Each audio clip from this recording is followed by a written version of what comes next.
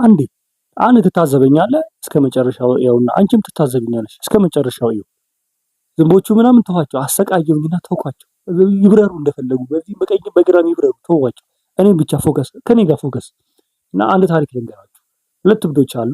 አንዱ ይሄ ጠራራ ፀሐይ ነው ዛሬ ከቀኑ 6 ሰዓት ነው ይለዋል። አንዱ እብድ ደግሞ ይሄ ዛሬ ሌሊት ነው ከሌሊቱ 6 ሰዓት ነው ይለዋል። ከዛ በኋላ እየተከራከሩ ዱላም ይዘዋል።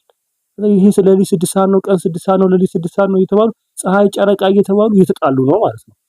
እና ከዛ በኋላ አንድ መንገድ ላይ ያለፈ ሰው አገኙ። ይሄን ሰውዬን ጠይቀዋል። ጨረቃ ያለው ጨረቃ አለ፣ ፀሐይ ያለው ፀሐይ አለ። ታዲያ ሰውዬ ግራ ገባው። ዱላ ይዘዋል። ጨረቃ ካለ ፀሐይ ያለው ሰውዬ ሊመታው ነው።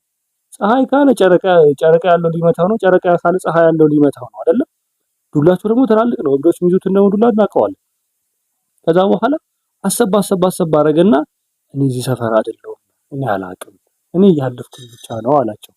እና ገረመኝ ማለት ነው። እና ከዚህ ታሪክ አጭር ነው ታሪኳ። ምን ታዘባችሁ? ምን ገባችሁ? ምን ተረዳችሁ? እስቲ ኮሜንት ላይ አስቀምጡልኝ። ቴንክ ዩ ቬሪ ማች። ይመቻችሁ። አሁን ማሳለፍ ትችላላችሁ።